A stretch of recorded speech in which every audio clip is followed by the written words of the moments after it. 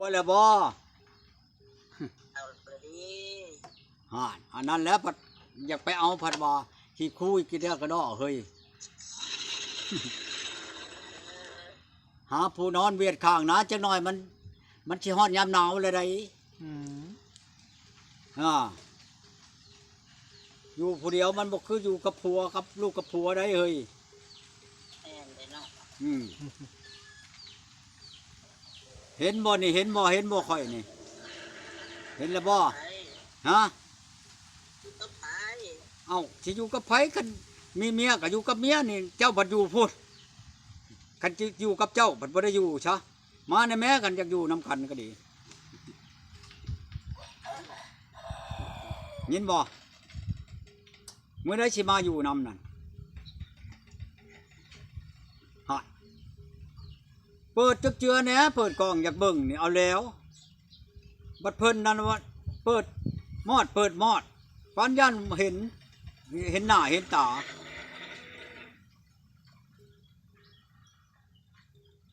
อยู่ในใช้อันนี้บ่คือว่ามีกกไม้กกหยังพอนอนครับนอนบ่ได้นี่นั่นนอนนะเปเนาะโอ้มันฮ้อนแล้วนอนอยู่เครื่องมุมไม้บ่อยากได้บ่คนไปนอนนำ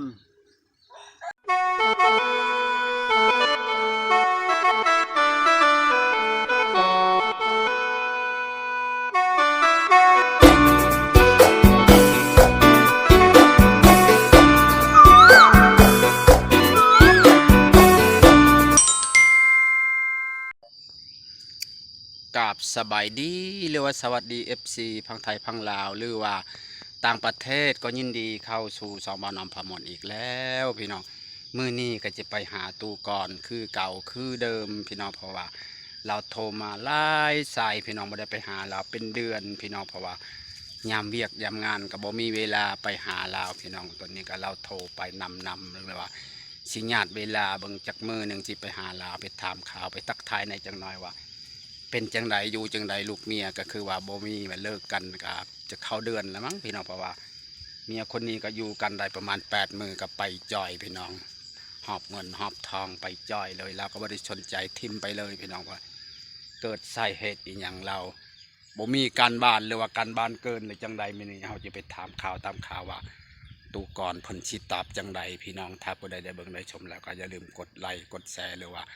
กดติดตามช่องบ่าวนำพมรในเด้อพอมีกำลังใจเฮ็ดคลิปต่อไปพี่น้องไปวันนี้ไม่ต้องซักษาเสียเวลาเราต้องไปถามข่าวว่าตู่ก่อนเพิ่นจะมีคำตอบจังใดพี่น้องไปเลย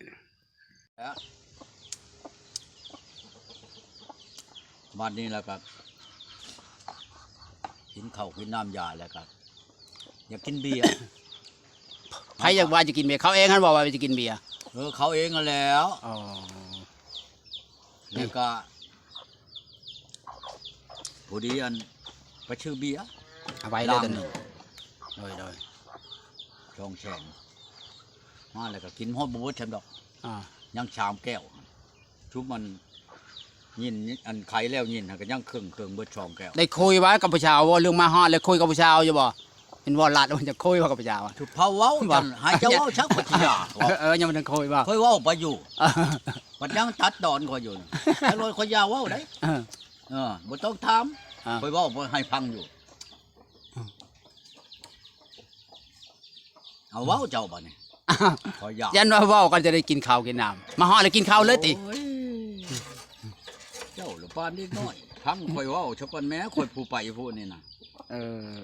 บ้านนี่แหละกินเบียร์กับเพิ่นแล้วห้องอันหมู่เพิ่นมากินลูกหลานเพิ่นเองนั่นแหละก็มีอยู่เขานั่น5 คนเฮานี่3เป็น8 คนเนาะกินเบียร์ล่างนั้นบ่เบิดหลายคนแท้เบียร์บ่แม่นเบียร์ก็อันนั้นได้เบียร์อันนั้นได้เบียร์แก้วเขาเนี่ยได้มาแล้วก็กินแล้วก็กินคนนั้นกินคนนั้นเมื่อคนนี้กินคนนี้เมื่อนะเอาไปเอามาค่ะเพิ่นเองนั่นผู้เช้าล้มกันอยู่นั่นแล้วลูกอยากกินขนมไม่ใช่เอาลูกไปชื่อขนมไปก็มีจัดเลย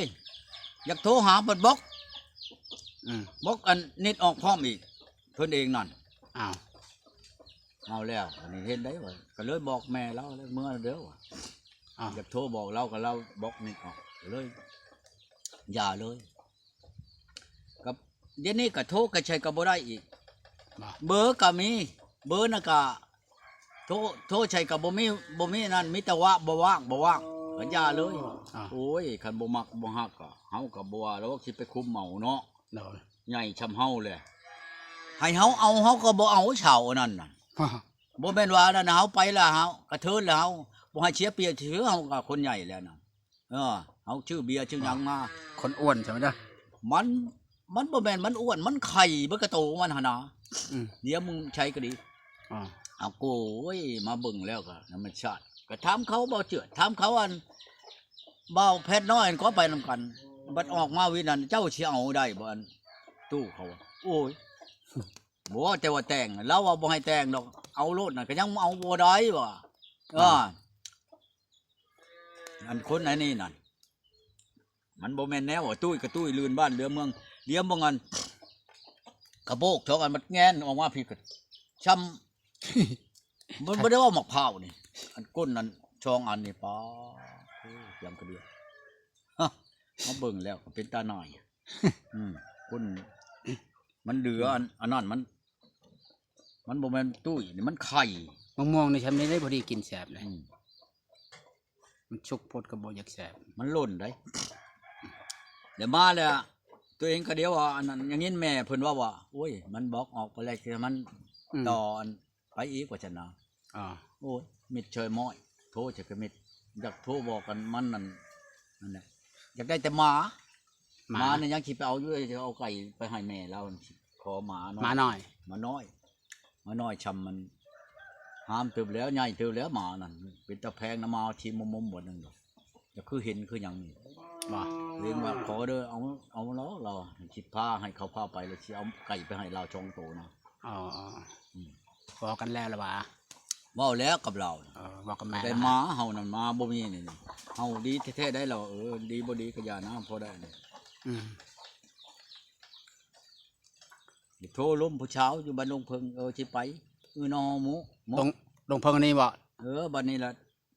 ก็ย่าคนบ่เอาผัวว่าฉันบ่เอาผัวกับคนบ่เอาดอกก็จะไปลินน้ำเจ้าจะชื่อ อ๋อย่าบ่ไปหรอกอย่าแล้วบ่เป็นตาชะแตกเช้านี่ก็ดี มาเลยเธอหนึ่งเด้ มาใช่ เถียงนี่ มาพี่บ่ เอากระบ้านนี่แล้วคอยจนจ้างคนมาชง อ๋อ อีนายอันนี้นะร้องอำหอมเพียงบ่าวนะชิมาอีกได้นี่จักน้อยก็ฮอดแล้วนี่ ไผ บ่าววัน พอแพทย์ นั่นแล้วอยู่ทางแบงอันนี้ทหารผู้ทหาร สิมาบ่ มาพี่แล้ว แล้วโทรมา แล้วโทรมาบ่ แล้วโทรมาแล้วเราจักหน่อยก็สิไปเรา อ๋อพอดีแล้วค่อยถามเราอยู่นะ จักหน่อยคือสิฮอดเรา แล้วบ่ได้เรื่องได้ราวแล้วพากันเมื่อผู้ชาวก็บ่มาเลยเนาะพังว่าเนี่ย ใช่ ผู้ชาวก็ไปหา โอ้ย ไปซื้อขนมเม็ดจอยเลย เสียไหลแล้วนะเอาให้ลูกมันก็แชนนึงว่านี่ชื่อเบียร์นะครับ2แชนบัดนี้แล้วก็ชื่อไปนำทางแล้วจึงถ่ายลีนอีกผู้ที่เบิดเงิน6แสนมานะวันนี่ บ่ ไปนี่บ่ไม่น้อยได้ค่อยไปวันนี้ยาก่อนสิขึ้นไปหาอันผู้เช้าอยู่พุ่นอยู่พาห้องพาแฮมพุ่นผู้เช้านี่ติดต่อได้หลายปีแล้ว ปีนั้นเราว่ามาแม้มาเอาข่อยแล้วว่าข่อยบ่ให้แต่งดอกให้คะแนนเจ้าพาข่อยหนีแต่นี่และตัวเองบัดบ่ได้ไปบัดนี้แหละโทรเป็นอันเบอร์บัดนี้เบิ่งไม่ห้างอันจักไปยังก็เราชื่ออันนิดเราของเรานะโทรใช้บัดนี้โทรใช้แล้วบัดโทรถามตัวเองเจ้าอยู่ใช้เราอะเดี๋ยวนี้อยู่บ้านใดอยู่ใช้เนาะเราตัวเองก็ไม่ได้บอกเราบัดนั่นแหละก็โทรถามเรา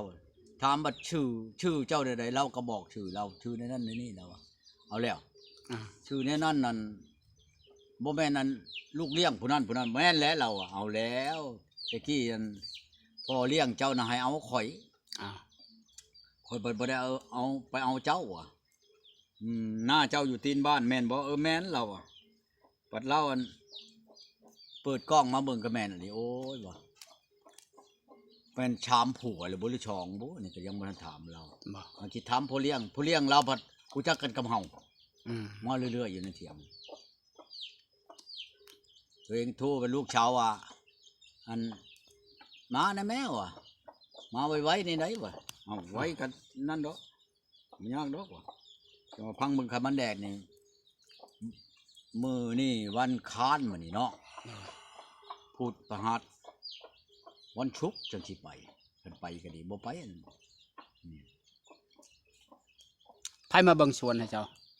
อยู่นี่ฮะ ชวนใช้ อยู่เฮือนน่ะไผมาเวลาเจ้าไปหั่นเด้ ไปบ่ได้มาเลยปลาเบี้ยนี่งัวกับปล่อยบ่ได้เอาออกคุกนี่ปล่อยในนี่โลด คงไปบ่ได้ อัด นอน ประ เนาะ ตู เอาไป แม่น กลับ ครับ เนาะ อัดประตูแล้วเขาแกแล้วก็ปล่อยแม่น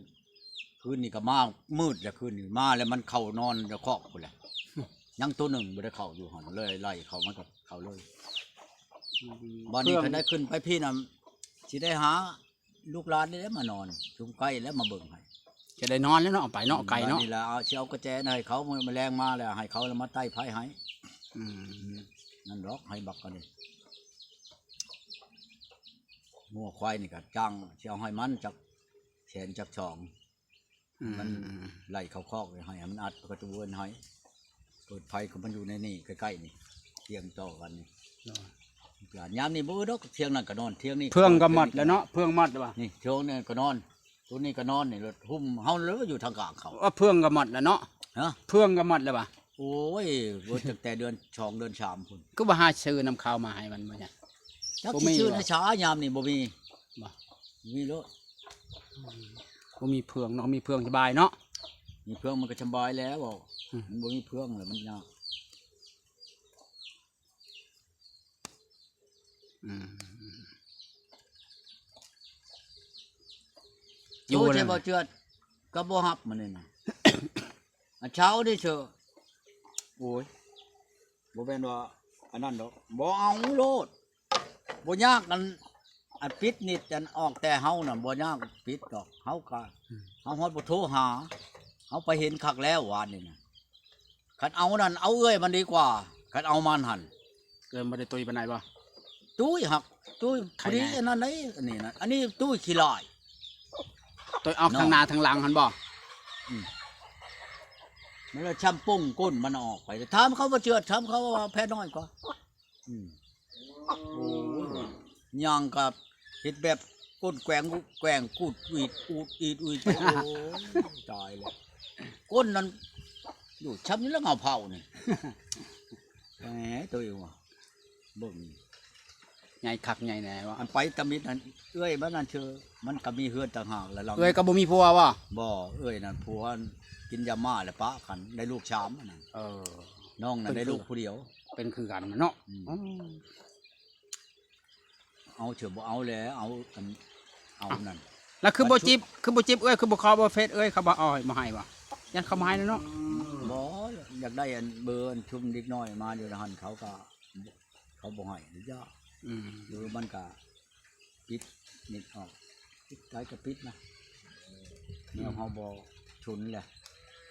อย่านะเป็นไหวเถอะอันนี้ได้ อืม ใจเฮาบ่ได้มักปัดให้ปิดออกช้ำเลยโอ้ย แม่เฮ็ดใจเนาะ บ่แม่นว่าหยังดอกฉันมักแน่นะใช่อยู่ดอก อืม บ่ได้โทรใช่นั่นเล่าเนาะเราหักขี้ม้าแล้วป่านนี้นะของเราว่าจักหน่อยสิออกไปเรา อ่า บ่ายเลยเด้นี่12 โมงป่านนี้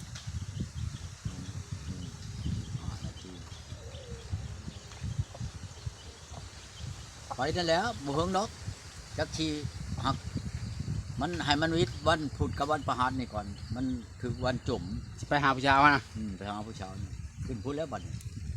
ขึ้นแข้งขมวนไปแล้วเช้าหนึ่งนั่นเว้ากันเนาะฮอหมูแล้วเป็นชายติ่งไปตัดชายติ่งอันนั้นก็ดี อืม โอ้ยอยู่อันนั้นอยู่พยังอยู่ห้องหมออันรักชาวพุ่นออกแล้วเดี๋ยวนี้ออกอยู่อันนั้นแหละ ครับ3-4 มื้อพอแล้วถามมันว่ายังเจ็บอยู่นั่นปากบาดนะ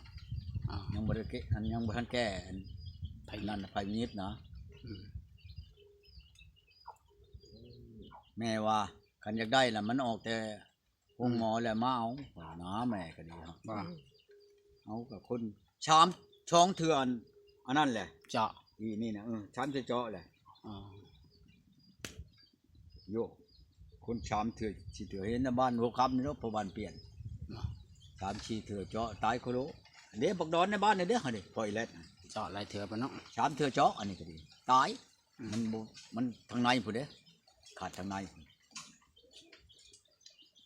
แบบบาดแผลมันปงไม้แล้วเป็นนี่เนาะ มันเป็นมะเร็งเป็นหยังเลยหั่นน่ะ มันเป็นมะเร็งเลยปงไม้เองมันจะเช้าแล้วก็ปงไม้อีกเนาะ มันโปร่งใหม่เลย ปงไม้ตลอดบ่อยู่แล้ว ว่าอันนี้ก็คือกันนั่นแหละนี่